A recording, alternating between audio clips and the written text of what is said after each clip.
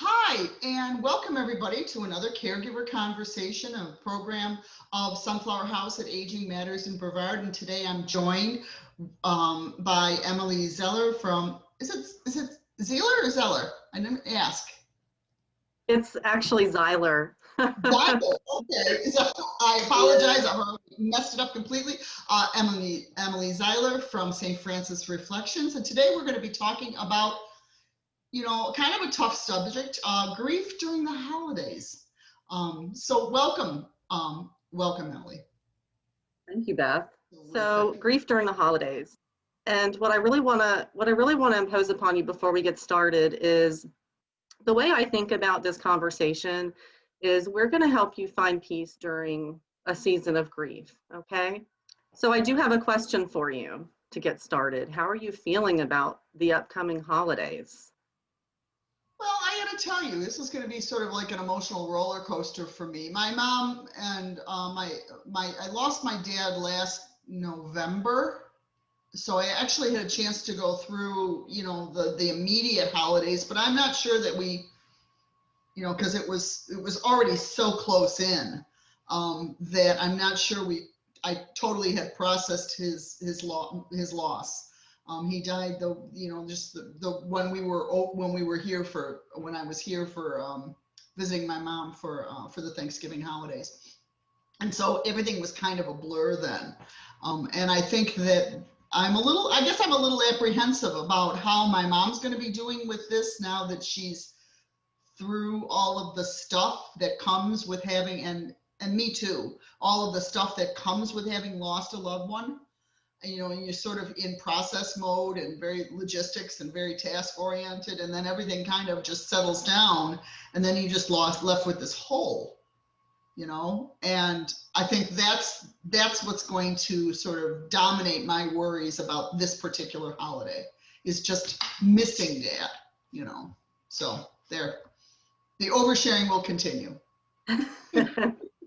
Beth, I appreciate you being so vulnerable, though. This is going to be a big time for you and your family. And I think that for those of you out there that are watching, I'm wondering if you might be having some similar feelings, maybe some sadness right now.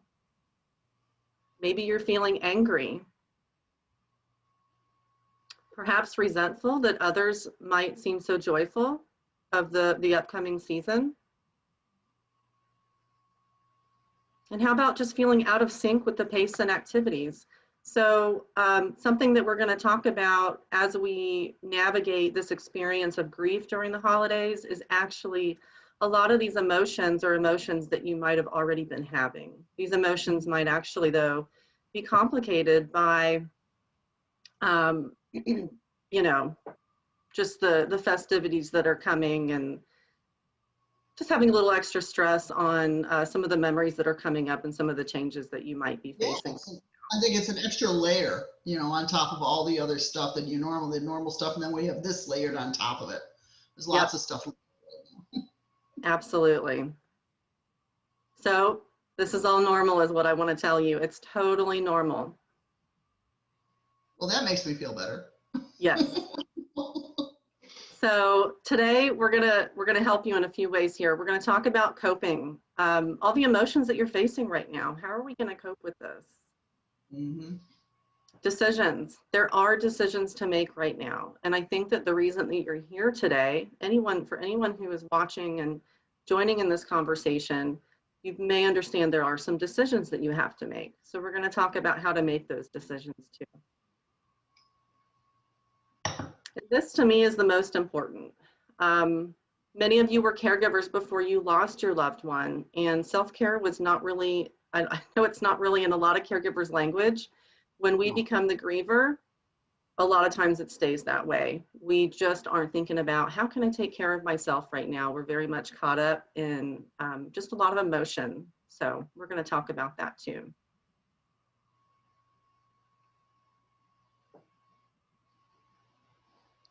So I mentioned before that there are some emotions that perhaps you are already having for the other months of the year that are going to be exacerbated right now. And I want to look at what some of those emotions might be that you're coping through. A change in routine. Beth, did you guys have a change in your routine when you lost your dad? Oh, yeah, absolutely. And right now it's a humongous change in my routine because my husband and I just recently moved permanently we're in the Treasure Coast, Treasure Coast, Space Coast area, so we can be closer to my mom. So, everything is in an upheaval in my life. I mean, even, what side of the bed I'm getting out of in the morning, literally, everything has changed. So yeah, I'm in the process of dealing with that. And it's going to be very different this year. Actually being here for the entire holiday season with my mom rather than just coming to visit, because typically we would come for Thanksgiving and then come again in January, because we would do Christmas time frame with my kids. So to actually have the entire holiday season looming in front of me is sort of overwhelming. So yeah. It can be, because you've got a change in your general routine with the loss, Right. and now we have the holidays coming, and we'll talk later about how we have rituals and traditions and cooking and family or friends, and the routine is going to be different, especially if you were very close with the person that you lost. Grappling with memories. This is another one that we are going to face every other month of the year. But guess what? We make a lot of memories during the holidays. And so this might be a time that you're feeling more memories popping up, and perhaps you're not sure what to do with them. Yeah, I am. I do find myself when I pull out certain items for the holidays, or I mean, my dad and I were the only ones that particularly liked specific things at Thanksgiving time. So, to eat. And so I'm wondering whether or not mom is going to want to make those things, because I was, with dad gone, I don't know if she's going to, you know what I'm saying? There were specific food dishes that only dad and I would eat, and she would just make it just for us. So I'm wondering how that's going to change and what that's going to look like if she does, Yep. And I think that what I also want to add to that, or share with you and with anyone who's watching, is that this is all temporary. So we do have to walk through some of these discomforts and kind of go through, especially holiday without your loved one. You're going to find there's going to be some firsts and some kinks to work out, but it's not always going to feel this awkward and uncomfortable. Mm-hmm. Increased loneliness. So again, these are all things that you might have already been feeling, but the holidays are a time, there's a huge focus on families, friends, spending time with one another. And perhaps this is someone that you spent a lot of time with, or who was in your life for a very long time. So you might be having some increased feelings of loneliness. And again, these are all normal things. I want you all to realize you're not going through this on an island. These are feelings that a lot of people feel. Mm-hmm. Low energy. This is a big one, because people think that the low energy means there's something wrong, and grief takes a lot of energy from you. So with the holidays being a time of higher energy, shopping and special events, and being in touch with people that you're not maybe in touch with the rest of the year, it's a high energy time, and perhaps you're having some lower energy right now. And we're going to talk later too about what to do about that. The feeling of disconnected. Beth, do you have that feeling, or do you feel like anyone in your family is having the feeling of being disconnected coming up on this holiday season? Well, I'm not sure. I was just thinking about that in collaboration, kind of in conjunction with increased loneliness. Even though my mom's going to have my husband and I here this year, which will, add to the people around her, I think that feeling disconnected and increased loneliness, even if you have people around you, I think it can mitigate the loneliness if you have, obviously if you have people around you, but it doesn't totally get rid of that loneliness of missing the person that you've lost. Does that make any sense? And that Absolutely. disconnected, even with, so my mom's going to have Mike and I with her this whole season, most probably more than she'd like with COVID, because we're really the only ones that are interacting with one another, because we're being very careful, and we're, you know, she's kind of in our bubble. But I'm still feeling like there's going to be some increased loneliness, not necessarily directly for me, but I think maybe for my mom, and feeling disconnected and feeling, you know, there's going to, like as you said, changes in routines and all of those things. So. Yep. And you mentioned the differences because of COVID. And, you know, COVID has really very much changed how we share space with one another, whether it be family, friends. We've really had to rethink how we support one another.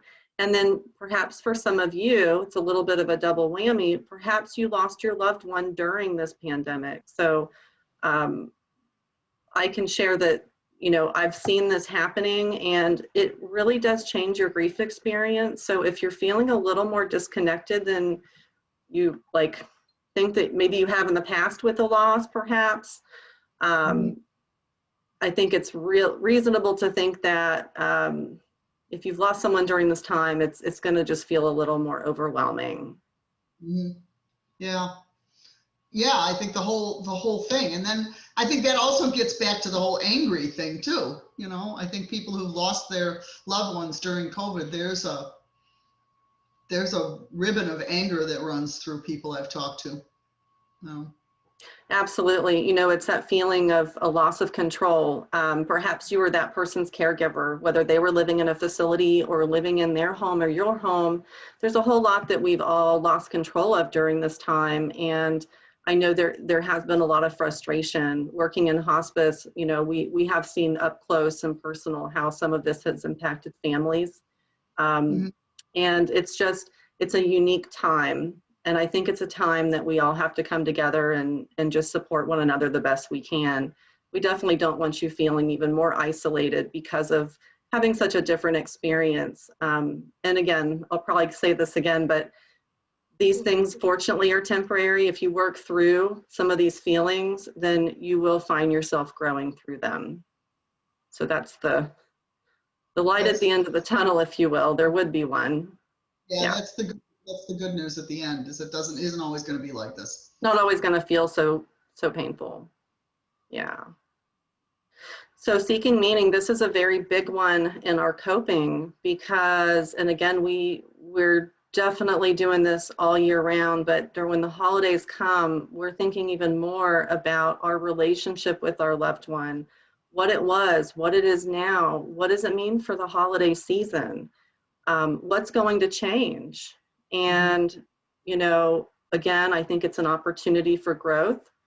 And I don't know if you had anything more to add to that, Beth. It's a little bit more of an abstract one, and it's personal for each person. Yeah, I think there's lots of different ways in which people are going to, at least myself, that I'm going to be seeking meaning in this next. I mean, seeking meaning in relationship to my faith, in relationship to my relationship with my dad as it was, my relationship to my other family members that I have. I mean, I think there are ever widening circles with that. There are. Yep. And for each person, it's just so different. Right. Yeah. So I started to mention how we might grow through our grief. And I have a story that I would like to share with you.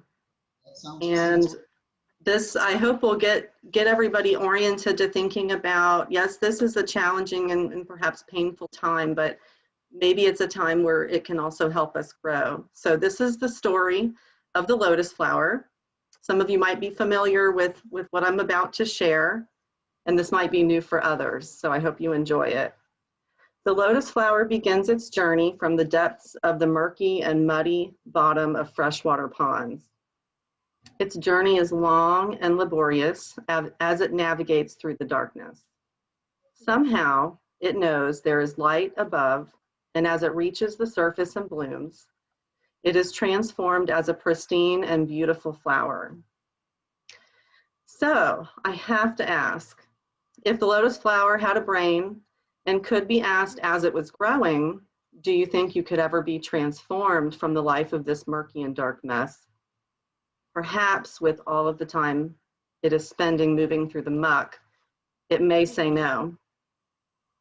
Fortunately, we know that what the fate of this flower is, and I wonder if we may consider its impacts on our own fate. This story can very much reflect the dark times we go through in life. Some of us may have already learned that it is through these dark times that we may transform, but it isn't without a great deal of work. This is very much what the experience of growing through grief looks like. That's a really nice story, Emily. Yeah, I could see with that resonates with me. It does. Yeah, and I have to, I'd love to say we grow through and easily and smoothly, but it does take work. And we're going to have some good tips on how to do that work today. So you'll definitely finish our conversation with hopefully a little more, it's like a few more tools. Yeah, I think that maybe my lotus flower is going to have some funky petals. I don't know, you might be surprised. It might not be quite as perfect. I think there might be some. That means you're still in the growth stage, I guess yeah. So. Yeah. Okay, so how do we grow through that muck? I'm going to give you some tangibles here. So we're going to get more in depth to all of these three things, but I kind of think of it as three main things that are going to help us grow through this muck. So planning ahead. I guarantee you that everybody here today falls into one of two categories. You're either avoiding the holiday season or you're planning. So I want you to think about that, and we'll talk about that more in a moment. Think about where you stand. Communication, not our favorite thing to do when we're grieving. I totally understand that, but keeping an open door for communication with your loved ones right now, I think, is going to be vital. Mm-hmm. And as I mentioned before, self-care, we're going to get into that as a means of how we grow through the muck.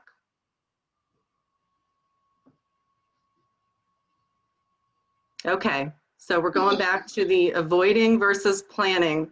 Maybe we all just want to avoid. Maybe we're thinking, I just want to hide under a rock right now until January 1st. That's okay if you're feeling that way. But what I want you to think about, a little pro tip here, is that bereaved people often experience the holidays as a greater challenge than those who have planned. If they don't plan, I kind of said that backwards. If you don't plan, you're going to feel more challenged. It's a little counterintuitive to what we might be thinking, right? So by avoiding it, it's going to be easier, but actually it can make the holidays a more difficult time. You might be feeling, you may end up in situations where you feel taken off guard. You might find yourself isolating instead of facing some of the feelings that are coming up, which can really exacerbate those feelings. So I want you to think about the benefits of facing it versus just trying to avoid some of the decision making or some of the people for the holiday season. Yeah, and I also got to say, I don't think necessarily that I'm always, I really feel like I will not always be successful at avoiding my grief. It kind of comes when it wants to come, so if you can plan ahead somewhat of what might be, or if I can plan ahead somewhat of what might be kind of touchstone times, then I can, then it's not going to hit me like a ton of bricks, which is what I think might be one of the challenges. If you're just going to go on the avoidance, we're just not going to put up a tree, and we're not going to do this, and we're not going to do that.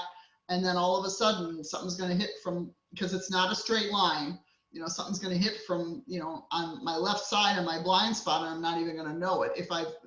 kind of have already spent some time anticipating and thinking about it, I think it most likely will be an easier time of it, you know. That is so wise, Beth, because, you know, we say that in grief in general. If you delay those feelings or push them away, they're actually going to come back. So it's actually not going to serve you very well by pushing it away. And with, you mentioned like the example of perhaps someone who's just doesn't want to put a tree up this year. And we'll talk later too about traditions. And it's okay to not do all of your it's okay to choose the ones you want to do and the ones you don't want to do. But if you just don't do any of them, guess what's going to happen next year?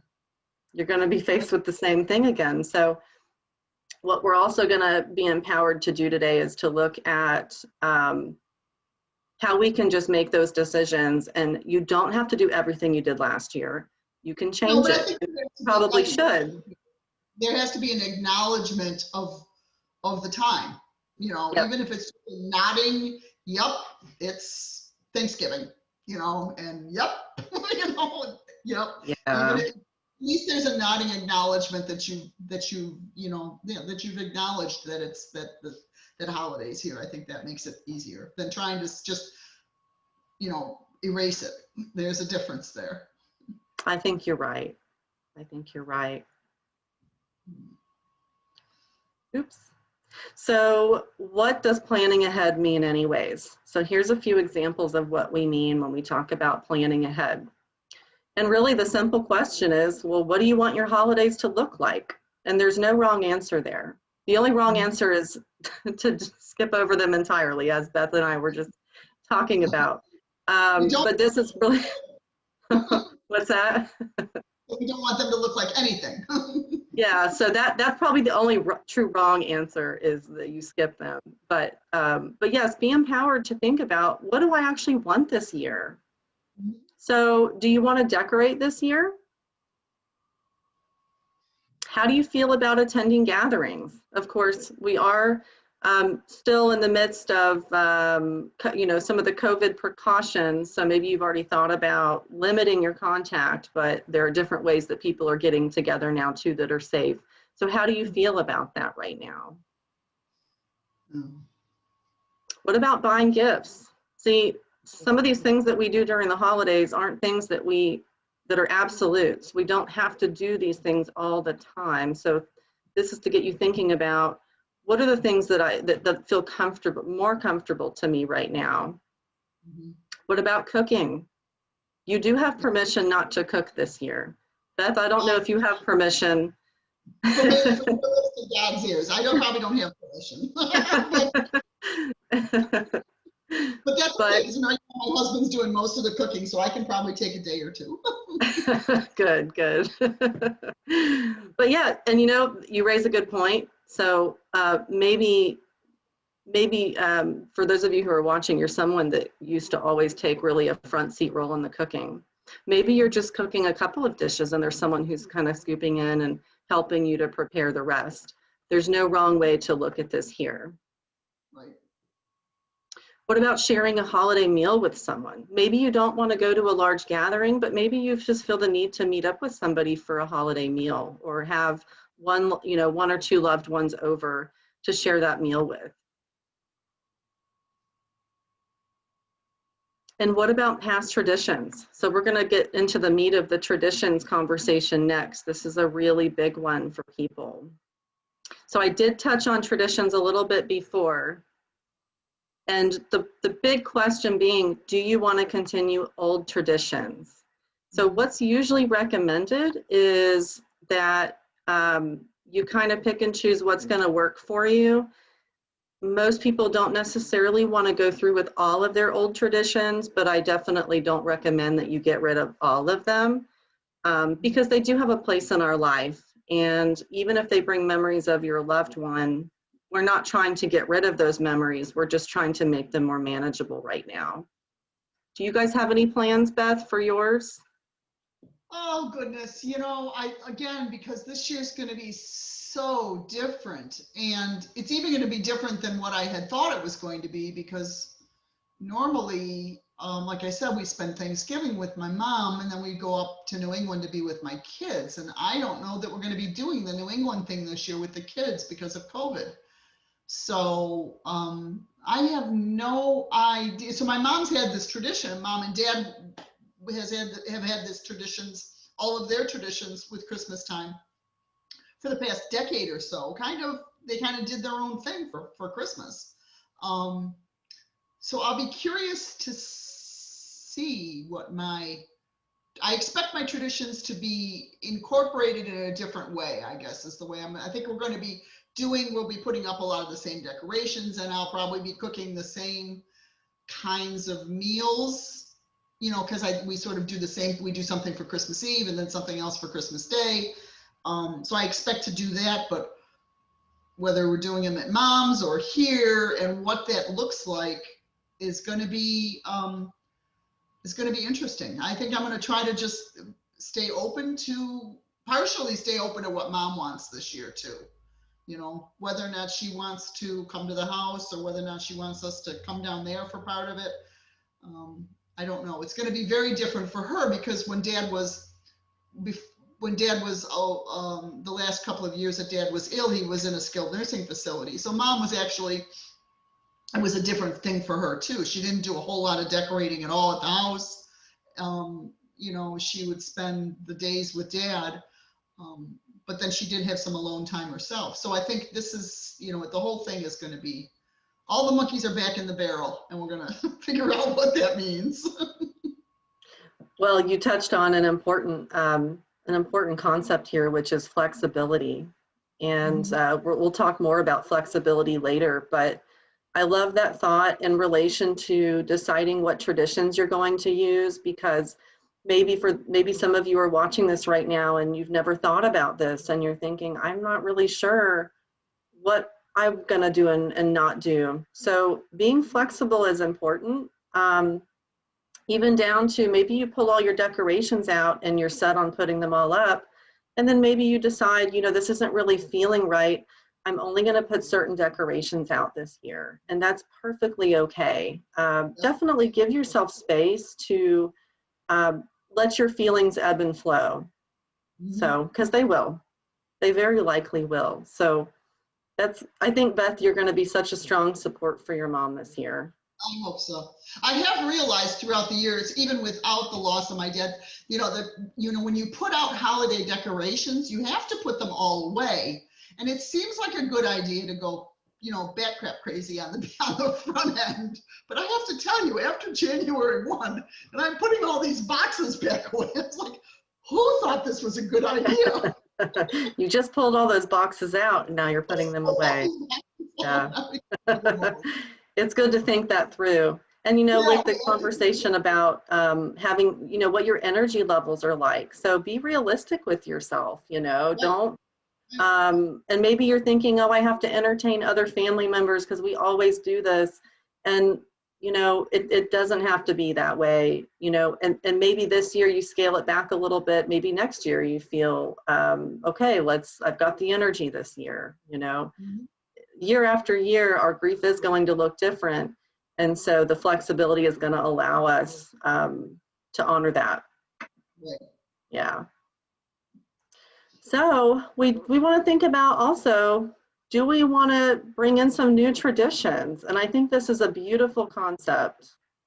Maybe you might want to light a candle for a few hours in honor of your loved one. I think that this time of year we're thinking about, okay, I'm missing my loved one, but I still want to feel connected to them. So keeping some of those old traditions can help you stay connected, but having some new traditions can also find other ways for you go into the concept of seeking meaning and also being connected with your loved one during this time. Preparing a favorite dish. So Beth, you talked about that there were some dishes that really it was just you and your dad that ate, and maybe your mom may not be inclined to have them.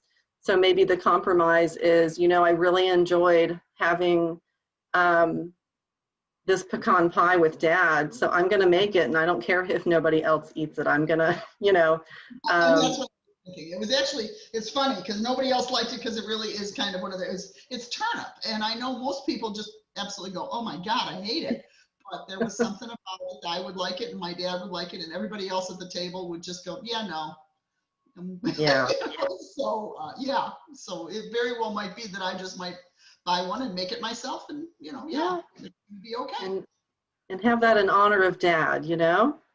Absolutely. Yeah.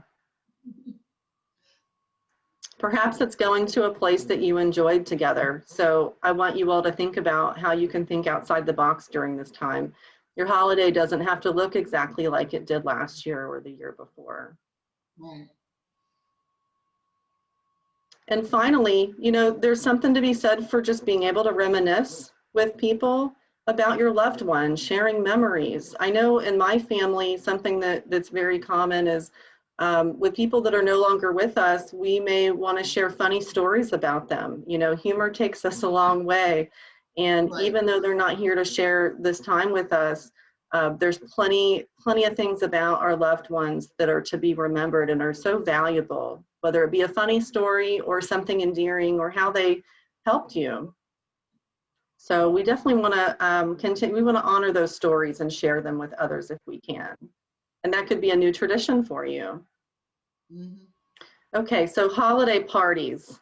I'm not sure if some of you out there, maybe it's those that were thinking you just want to hide under that rock this year, which is okay, but you're dreading that thought of getting the holiday party invitation.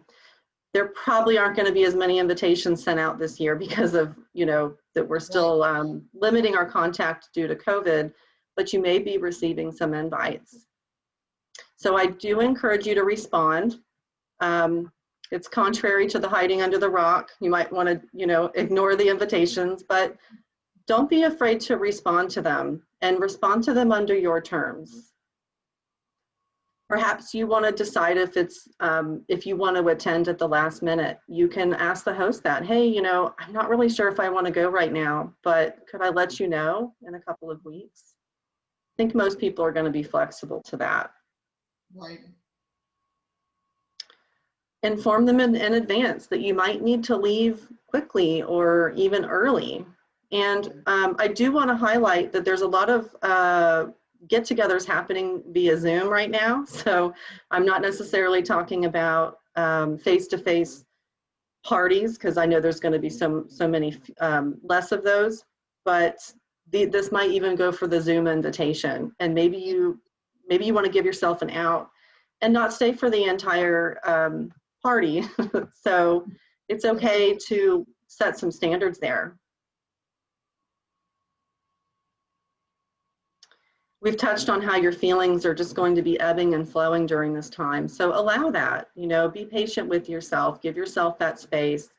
You don't have to, kind of going back to like not having to stay for the entire event. You really can just honor how you're feeling. Just have to move around. Okay. And if you want to say no to the invite, you can definitely say no. A little secret there. I think we're all inclined, oh, I need to go, I need to do this, I need to participate. You really can say no if it's just not feeling right to you this year. It's okay. I think it's also okay to recognize that even if you said, gee, I'd love to come, and then at the last minute you feel like, this isn't something I want to do. I think I try to be respectful to the host and let them know as soon as you've changed your mind, but there's no reason why you have to, nothing's written in stone. You have to give yourself the grace to be able to say, I thought I was going to be able to do this, but I'm not sure it's right for me right now. Absolutely. Yeah. I think it's so important. And that's a matter, that's a matter of self-care too, Mm-hmm. And I think later we'll talk about the value of saying no. It really is okay to do that. And a true friend and a true family member who loves you is going to honor that for you too and say, hey, it's okay.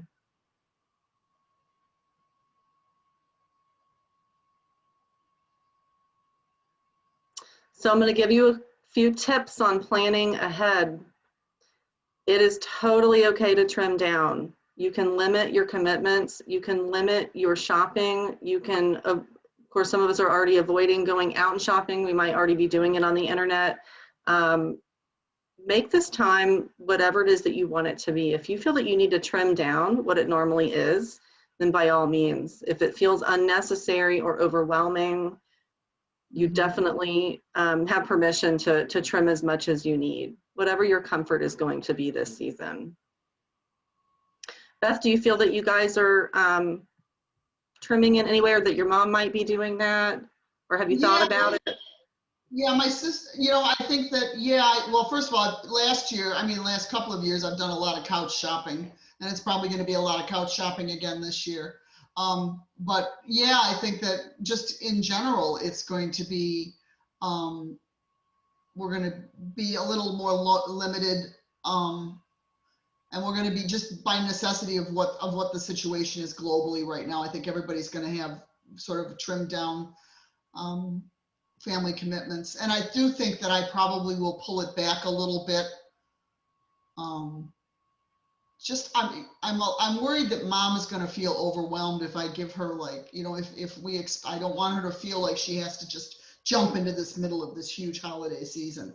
I want, you know, so I think that I'm going to hopefully take my cues from her a little bit and keep things in proportion for that, you know. And whether or not I'm ready to, you know, my level of trimming down might not be my mom's level of trimming down, you know, and it's sort of, we're kind of in conjunction with one another this year, but I have to remember that not everybody's gonna, she's in a different place than I am.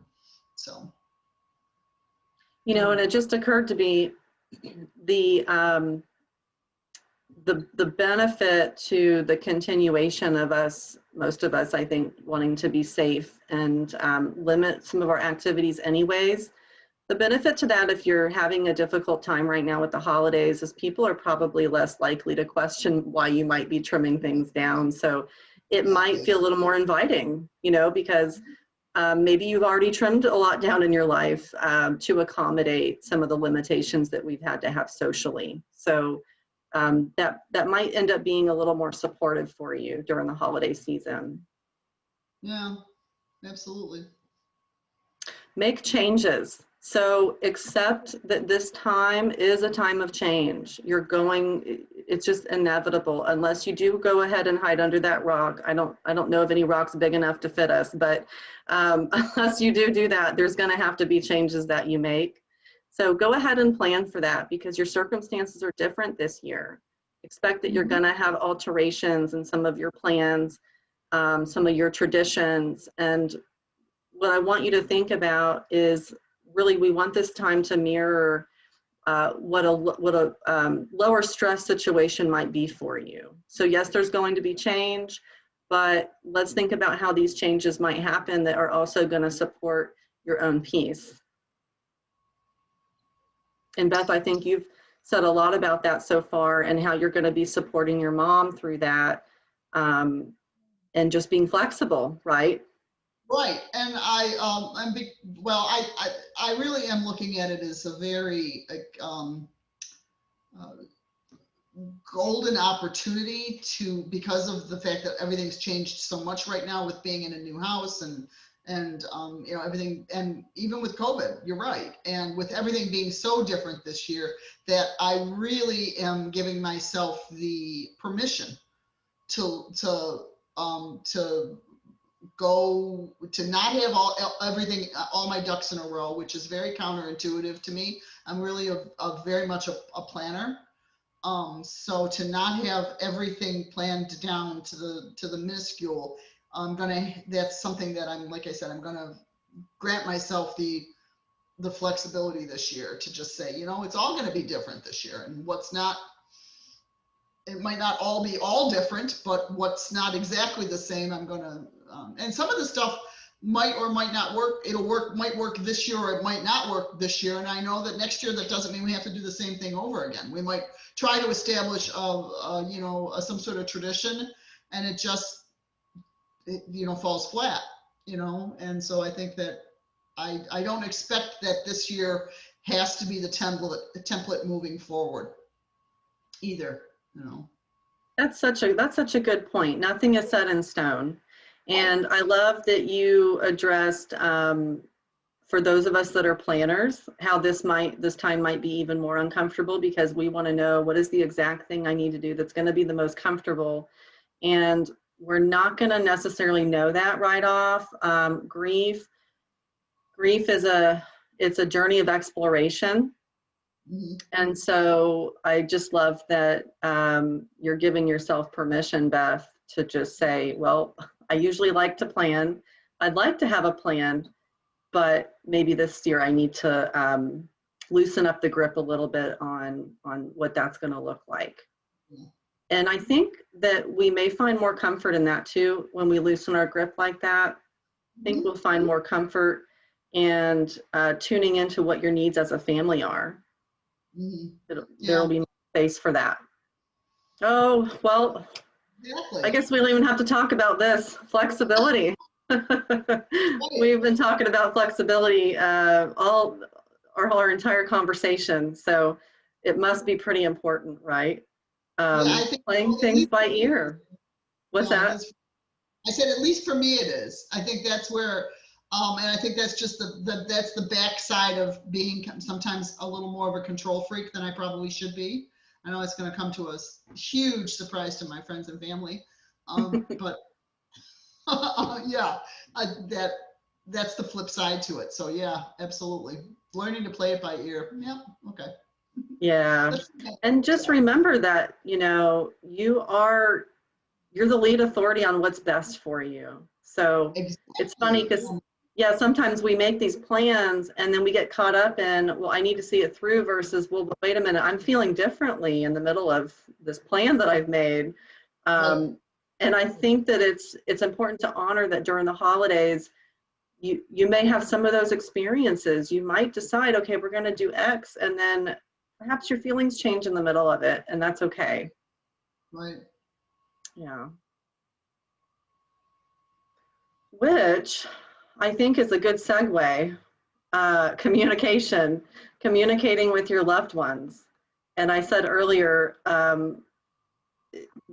the notion of hiding under that rock means we don't have to communicate with anyone because maybe we don't feel like communicating. We just kind of want to isolate and keep to ourselves.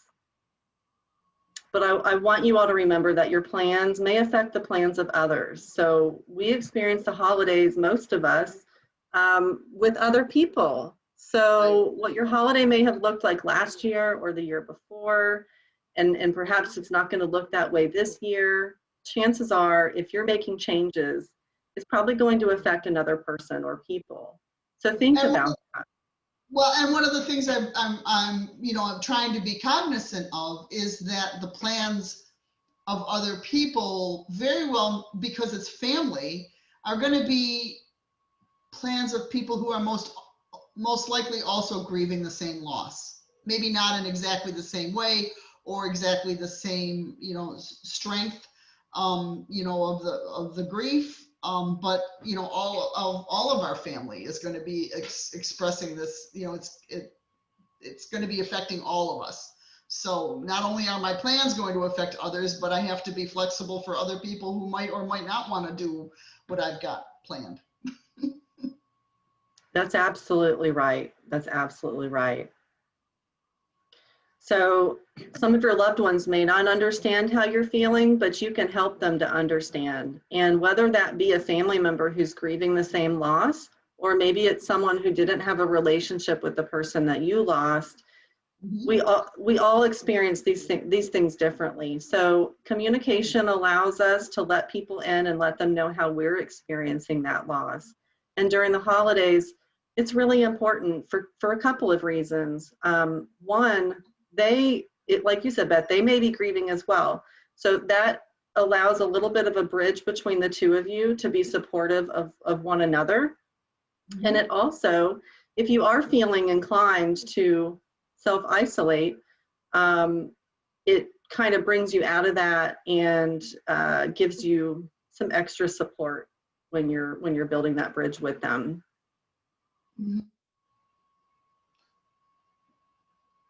And finally, you may have loved ones that want to help, but they don't know how. So you have to let them know how. And I think this comes up later as well, a little more specifically regarding just tangible things like helping you decorate, uh, helping with the meal cooking, where maybe you were the one that cooked most of the meals before. Just some of the typical holiday preparation activities. Or it might be just spending some time talking with somebody about your loved one. That might be a way that they could help. You know, just let's put on Dad's jazz records and just listen to the music for a while. You know? Yeah. There are some abstract concepts there of helping too. It doesn't have to be tangible. It can be just connecting with one another over the person that you both might be missing. And maybe this is something that you need. You know, maybe you had a tradition with that loved one that only you and your loved one knew about, and not, you know, not pressuring you, you have to tell everybody everything, but if you're feeling stressed about it and you have someone that you want to share that tradition with and say, hey, you know, this is something I used to do with sister, brother, mom, dad, can you go do this with me? You know, Right. that's them helping you, you know, so you're not going through this alone. Exactly.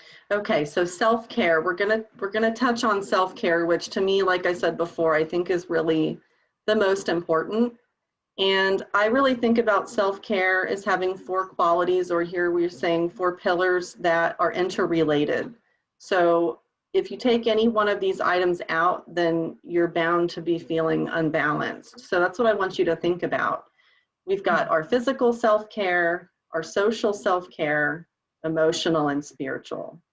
So physical self-care, I would encourage you to think about in terms of, are you getting 3 balanced meals a day?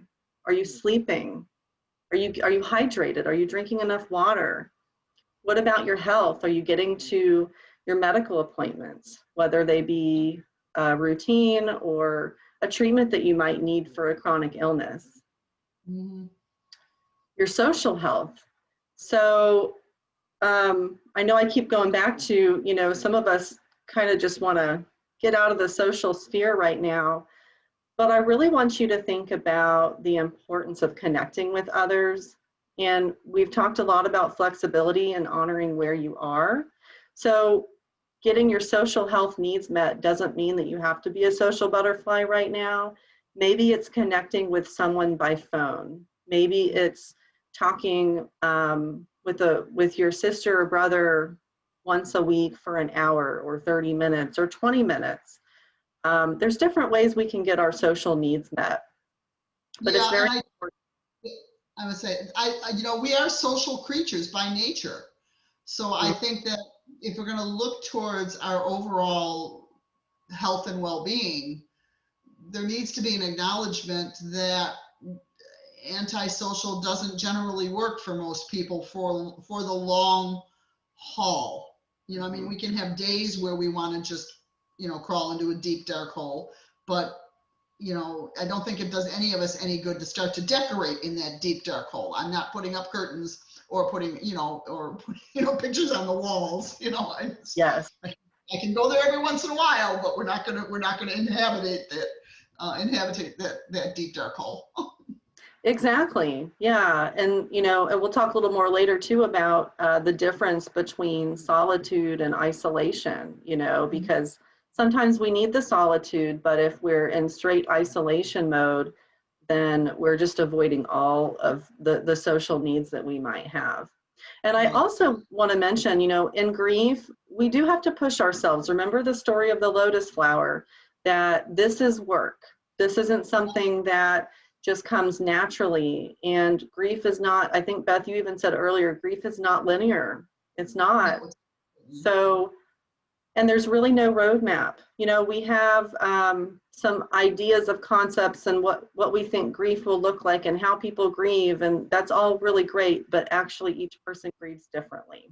So, you know, give yourself permission to kind of let some of that flow. Emotional needs. This is very important because perhaps you're feeling anxiety or depressive feelings. You know, how are you getting those emotional needs met? Some of those needs are actually, and this is why I have all of these kind of together, is everything kind of builds off of the other. If you're not getting the socialization, that can also impact your emotional needs not getting met. Or perhaps what you need for your emotional needs are to see a counselor or get into some group therapy.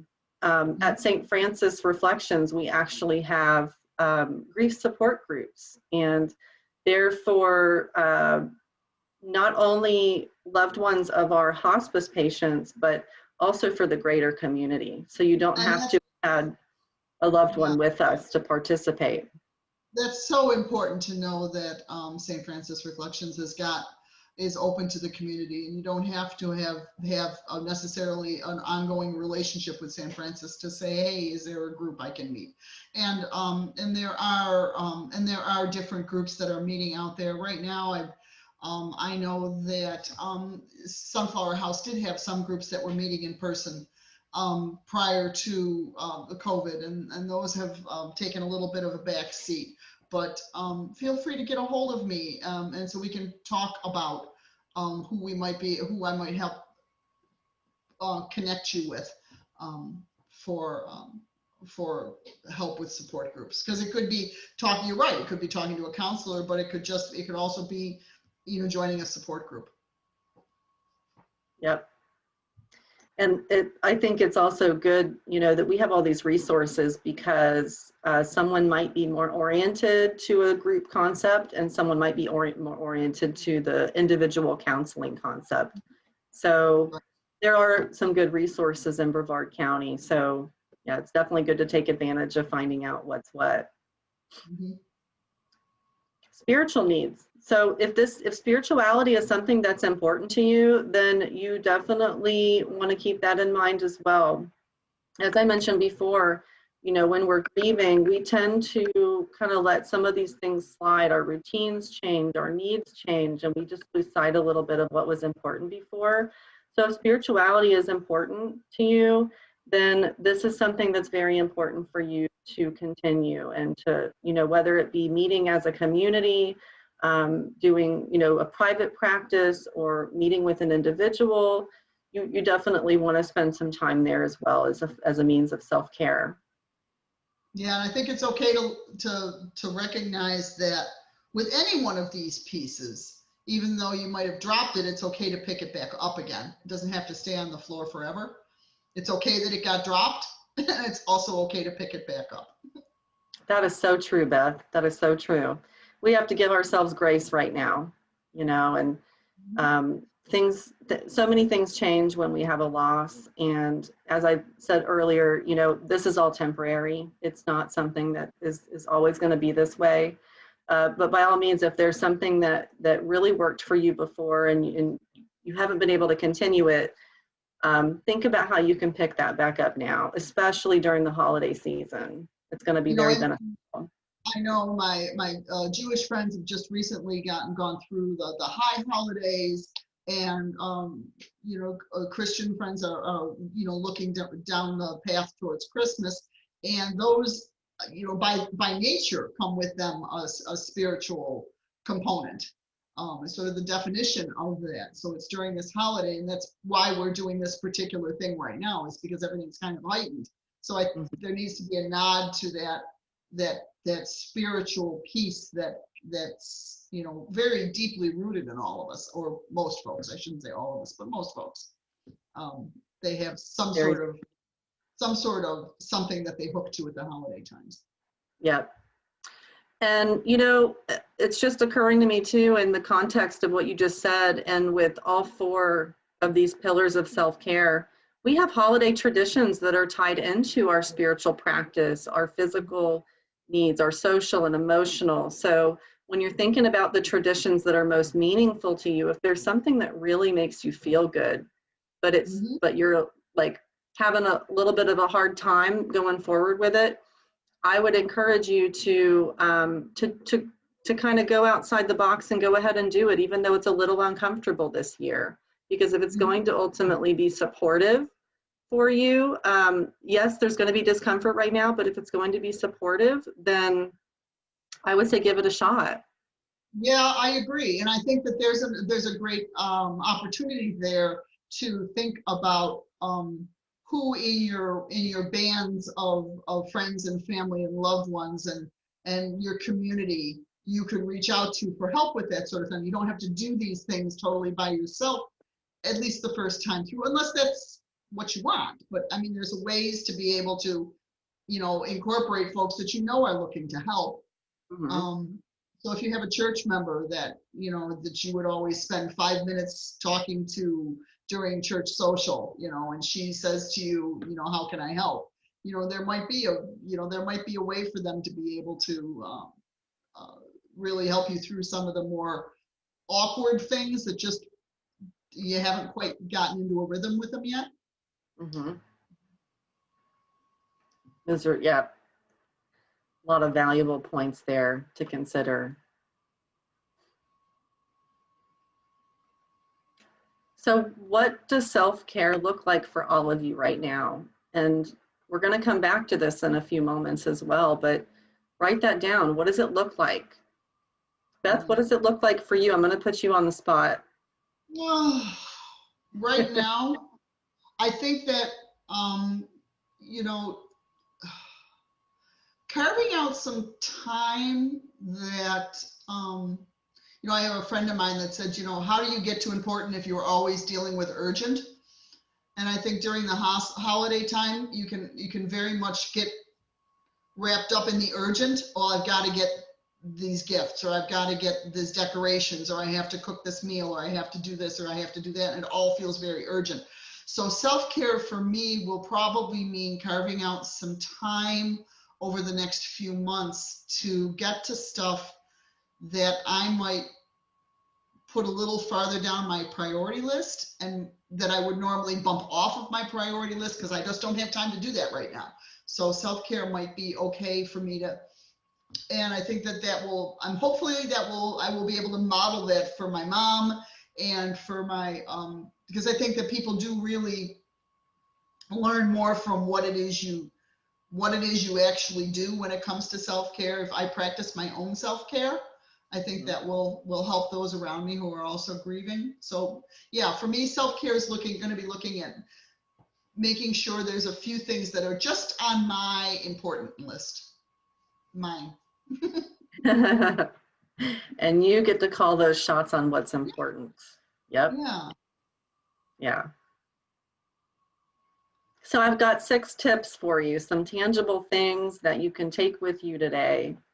And some of these things we've talked a little bit about. Accepting your limitations is one of them.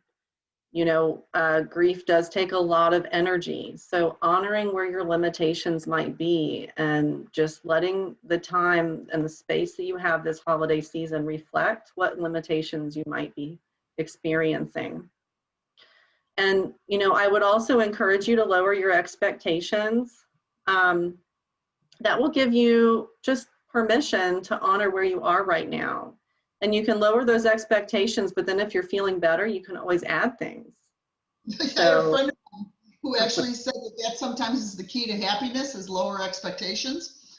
Yeah. And people don't know what the secret to happiness is keeping your expectations reasonable. Yep, absolutely. Yeah. So the second one is that dirty word no. A lot of us are yes people, but right now and really anytime, if you need to say no, you can absolutely say no. There will be another time for you to say yes, I promise. It's a perfectly acceptable answer is to just say no, thank you. Yeah, it's really okay right now. It really is. Sometimes one of the problems I've had in saying no is that instead of just saying no, thank you, it comes out as no problem. And then that's an entirely different thing. Yep. So there is a way to say yes while saying no, and I don't encourage that either. Yep. So it's, and I know some of this is like little broken record-ish here, but just honoring where you are. And if it's not working for you, I'm thinking of the holiday invitation. If you're not feeling like you want to be that social, it really is okay to say no. Hey, let me try to catch you next year. You can let that person know I care about you and I'd love to be there, but maybe next year. Or maybe, in a couple of months, let's get together when everything's Yeah. calmed down. Sometimes it's Yeah, let's about get together after the holiday. There are paying ways attention. to, yeah, foster your relationships under just under your terms right now. Right. Absolutely. Or maybe the big social thing, you could modify it a little bit. So maybe I don't want to accept your invitation to come over for Christmas Eve dinner, but maybe I would love to take a walk with you this week. Yep. Or Yep. That's maybe an excellent example. so not maybe not a no, but maybe an instead of. Yeah. Yep. Goes back to that flexibility, right? Right. Okay, another dirty word is help. A lot of us don't like to ask for it or receive it, but Oh I'm my going to encourage you to ask for help and accept help. We talked earlier about communicating with our loved ones. You may have someone that wants to help you with some of the holiday festivities this year if normally you have a lot of responsibilities. And it's okay to get help right now. Or maybe you just want to transfer this responsibility to another person. Maybe your role was making that turkey. And maybe your loved one, that you've lost used to help you make that turkey. Well, maybe it's time to pass that on, right? Let somebody else help with that and you focus on some other things. No, and I think sometimes people really do consider, or at least maybe it's just me, but I think that there's been an association of asking for help with weakness. And I necessarily we always want to admit when we want to have help of any kind. So to some extent, my maiden name is Mildenberger. I'm very German, and not being able to do things myself was never put on the pro list of qualities. It was always on the, so to be strong and independent and do things for myself was an attribute that was garnered and wanted. So it's very counterintuitive in my culture, in my upbringing, to ask for help. So yeah, this is not the easiest of things for me to do. Yeah, I think what we're challenged with here is really getting outside of our comfort zone, and grief forces us out of it. Actually, it forces us out of our comfort zone. So, and some of the things that we're talking about today, it's like I'm kind of telling you, I know you're outside of your comfort zone. I'm going to push you out of it a little more, but it's going to get you a little more back into your comfort zone by going outside even more, by getting help and honoring yourself. Yeah, it expands everything. When you all of a sudden, your comfort zone expands as you become that. You're right. It's work. It's not easy. But, yeah. Spend time with others. So I think I mentioned earlier, we're going to talk about a little bit between the difference of isolation and solitude. So it is very important to spend time with others. It goes back to that social component that we talked about. Maybe you're sharing a meal, spending time in neutral territory. What I mean by that is you don't have to go to their house. They don't have to come to your house. Maybe you're going for a walk in the park or a picnic in the park, or maybe it's to the beach. Right. So there are different ways we can spend time with each other. Maybe it's a video chat. I know I'm talking with family more by video now anyways because of COVID. There's different ways we can spend time. And, you don't have to spend a whole day or even a half a day. If you feel like all you really have to offer is an hour of your energy, that's okay too. And that just goes with stating what your needs are. Let the other person know, I would like to spend some time with you, but I think I can only, I think an hour is really going to be good for me today. I need to rest, or I have other things to do, just making that time. Making time for solitude. So solitude, in this perspective, I'm going to encourage you to think that solitude is probably not going to be sitting in your house, because we want to be a little bit leery of that line, crossing the line to isolation. So you want a situation where you're feeling like you're resting, you're recharging, you're resetting. Maybe it's going for a walk. Maybe it's going for a Maybe you like to write. You're spending some time writing in a journal, going out and spending time in nature. So doing some things that are getting you a little bit outside of your norm, and they're going to give you a little bit of rejuvenation is really the idea there. Yeah. That's a really difficult one, I think, for people. I think you could really get wrapped up in that, moving into the isolation world with that. Yep. If you did, there's a fine line of difference. So yeah, this is, I think what I'm thinking about it is sort of being an active decision rather than a passive default. Does that make any sense? You know? Oh, yes. Yep. Yeah. And honestly, I think if we could give a one-liner to this entire conversation today, that's what we're doing, right? We're making a plan. We're not passively going through this time and just kind of hoping it goes by as quickly as it can, because I know that's how some of us are feeling. We're making a plan, and we're making one that works for us, and we're making one that's going to be supportive of our needs. And so that is the difference between isolation and in this case with this self-care tip of solitude. And of course, it doesn't have to be complete solitude. You know, I know some people like to go to areas where there's people walking around, just people watch. So you're kind of by yourself, but you're kind of not. Maybe you're going to the beach and you're people watching, you know. So it doesn't have to be, you know, that you're totally by yourself, but doing something purposeful, like you said, Beth, making it purposeful. And finally, and most importantly, just give yourself permission to be right now. I think that the holidays are a time that we have a lot of expectations of ourselves or of others. You know, we have a lot of social norms that we're used to, and maybe these are things that aren't feeling right to you right now, and maybe you just need to take a step back and just let yourself be. So I want to give you permission to do that. Honoring the fluctuations you might be experiencing with your feelings and your emotions and your moods. Grief is, you know, grieving is it's hard work, and things can feel complicated very quickly and very easily. So that's more than likely going to continue through the holidays for you if you're already having those experiences, or even if you haven't had them, you might be finding that you're having some new experiences around that because of the holidays. So if you're feeling overwhelmed, just slow down, kind of back off, give yourself a moment to breathe and just be. Well, we are human beings, not human doings. Yeah. Yeah. I think a lot of times we forget that, right? And the holidays can make us forget that. Suddenly we are human doings during the holidays. That's exactly. So, yeah. Yeah. Try not to turn myself into a verb.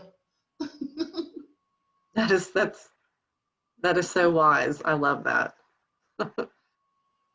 So given the conversations that we've just had on self-care, I'm wondering, for those that are watching right now, what things might you add for your self-care? Maybe we've just talked about some things that you weren't thinking about. So what might you do differently?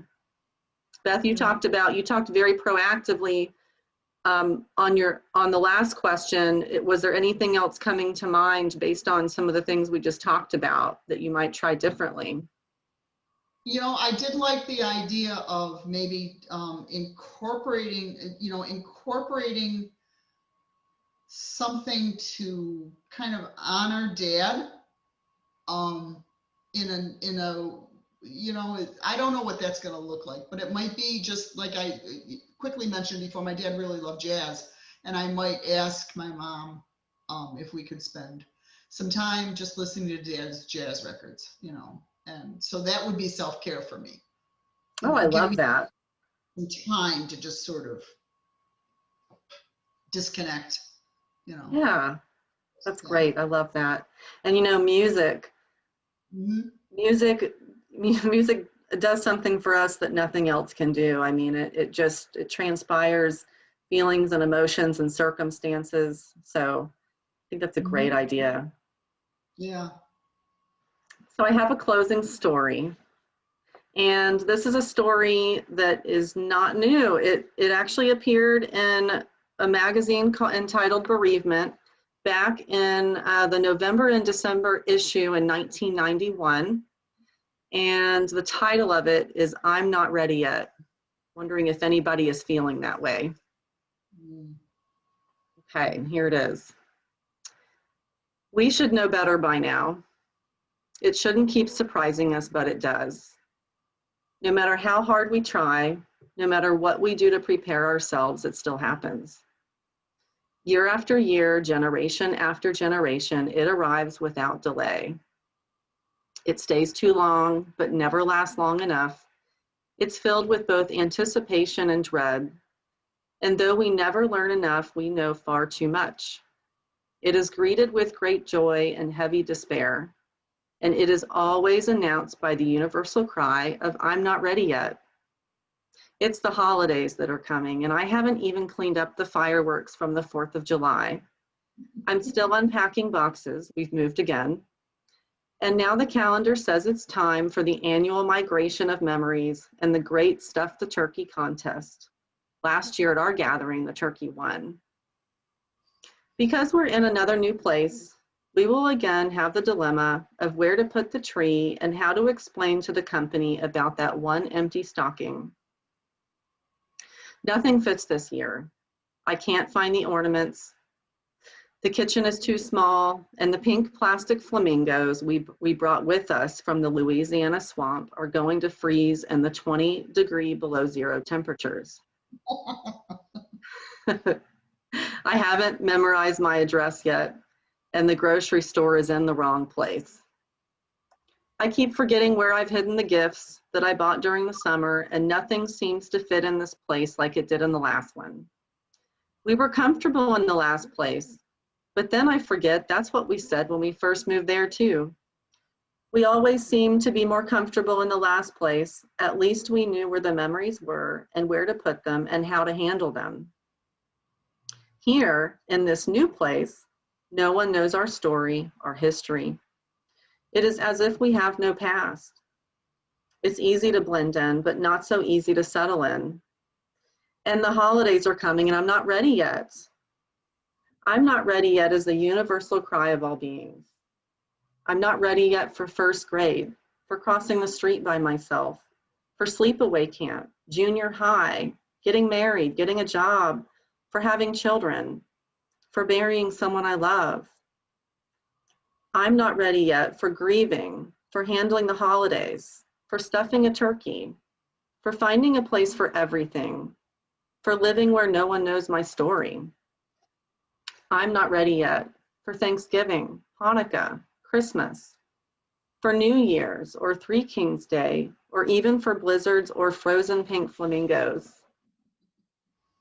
I'm not ready for the annual flood of memories that always spill out as we unpack the stockings from their tissue-wrapped nest. I'm not ready yet for the clutch of pain that still wraps my heart in grief as we place the ornaments on the tree. I'm not ready yet to be normal and to take my place among the normal people of the world. I look normal, and for the most part, I act normal. We do, however, have sweater-clad pink flamingos in the yard holding our season's greeting sign. Except for our story and for the tears on our family fabric, we are normal. But no one here knows about those tears, and I don't think I'm ready not to have a past just yet. I don't think I'm ready for no one to remember our hurt, let alone the joy our loved ones gave us. I unpacked the silver today, intending to polish it and place it in the dining room so it would add its shimmer to the festive decorations. I wasn't ready for the flood of memories that came back as I traced my fingers over the delicately carved designs in the coffee pot, remembering how my mother patiently taught me how to polish good silver. I wasn't ready for the loneliness that swept over me as I placed the teapot on the tray and suddenly wanted to call Mom and tell her I was, at last, and again home. She had taught me that silver always spoke of a comforting home. And now that I had found it and set it out, I wanted someone to remember with me all those talks my mom and I had shared. I'm not ready yet to live only on the surface of life. There is still a lot of empty in my heart. So I'll just have to figure out how to handle the holidays I'm never going to be ready for in places I may never be settled in. As long as the stockings are up and the silver is polished and ready, then let the holidays come. Somehow we'll figure out how to tell enough of our history so we won't be lonely and people will understand about the tiny empty chair, the flamingos, and the joy that lights up our lives when we clasp hands together in the family circle. We'll decorate our new house, our new life, with the treasures that speak of our history, finding joy in the memories they spark. We'll bring with us some of the old, add a few pieces of new, and practice the art of blending yesterday with today in hopes of creating another memory for tomorrow. I guess it doesn't matter whether you have moved or whether you've been in the same place for generations. It is still an unsettled feeling when, for the first time, no one remembers the journey you've been on. The first time no one mentions the name, there is a hollowness in our being that leaves us empty and feeling alone. It is as if the world has made its move again, and everything that once was so awkward and out of place has now assumed a normal atmosphere, forgetting the price we paid for our new normal. I'll hang the special ornaments, enjoy the silver teapot, and cherish the warmth of the love these gifts of remembrance bring. No one else has to know the story for me to acknowledge it and remember it. No one else has to know the pain for me to share the joy of having these things be a part of my now. They'll gather together and count our blessings, not only naming the ones around the table, but including those whose lives have touched ours in countless ways. One does not have to be present to be alive in the hearts of those who shared a few moments of the journey together. The heart never forgets, even when the world does. No, nothing fits this year, just like nothing fit last year or the year before. But it's getting better, improving either with age or experience or patience. Or maybe it's because it is simply becoming a thread in the continuing fabric of our lives. We will probably always be a bit unsettled, unnerved when the roll call finds a name missing or a chair empty. But then, why shouldn't we be a little sad when a light goes out in our world? So this holiday season, gather in your blessings and count them all, knowing that no one else has to know about them for them to be real for you. Just because no one else knows the story doesn't mean it is any less real. Count the blessings of the people in your story and find the peace that comes with counting a holiday of joy remembered and love shared. Peace to us all wherever we may be. That's such a wonderful story. I really enjoyed that. I'm glad. I feel that, the story really honors, you're going to feel uncomfortable right now, but there are comforts. There are comforts to be had. There are joys, and there's hope. Yeah, it's part of moving forward, and a big part of my own journey has to be to recognize that, part of honoring my dad is to be able to move forward in a healthy way. When it becomes, my time to leave this earth, I don't want my children, wallowing in anything, unhealthy. I want them to be able to, my husband, I want everybody to be able to move on and be happy and live a full life. So that's, I think that's what the story speaks to me, I'm glad you told it. We had a kind of conversation, Emily and I had a conversation as to whether or not it was just, the length of the story, and I don't think it was too long at all, Emily. Yeah, I hope for those of you watching that you got something out of it. I think it's a special story, so I'm glad to share it today. So I thank you so much. You're welcome. And just to wrap up here, there is no right or wrong way to do your holiday season. You do want to plan ahead. I highly encourage that. Accept help from others, communicate, let people know what your needs are. And just allow yourself to feel these feelings right now. You know, next year will be different. Not here to say that only this one's going to be hard, but we're talking about how we're going to grow through this. So Right. every Guaranteed year it will will be different. Yeah. every year. It looks different 6 months from now. You Yep. know? And last but not least, I just want to encourage anyone, if you do need grief support this holiday season or anytime, we do have the group support, as I mentioned. We have individual support, like one-on-one. We have educational materials, other community education opportunities, and we actually do have grief support for children as well. So if there's a child in your family who is also in need, we have a separate program for that. Yep. So thanks for having me, Beth. This was a good conversation today. Thank you so much, Emily. I think this is so well timed and placed for the next few months.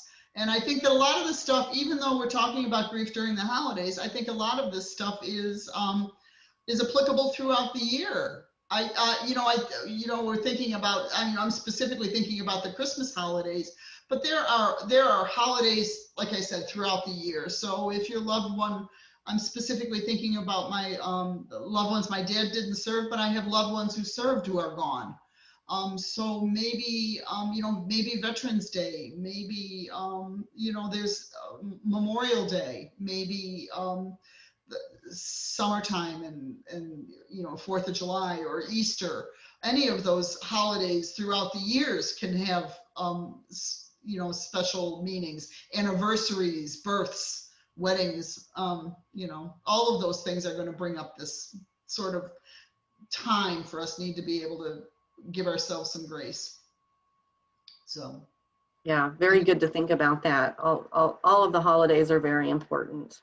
Yeah, so I thank you so very much, Emily, and I appreciate the good work that St. Francis Reflections does in Brevard County. And it's one of the things, the caregiver conversation we're looking to do is to focus on folks that are in the Space Coast and in Brevard County and can look right up the street for some help. So please feel free to give that phone number a call. Also, look to getting a hold of Aging Matters in Brevard. If you're needing additional services and help with things, we're all here to help. And I thank you so much for today, Emily. All right, good to see you, Beth. All right, bye-bye.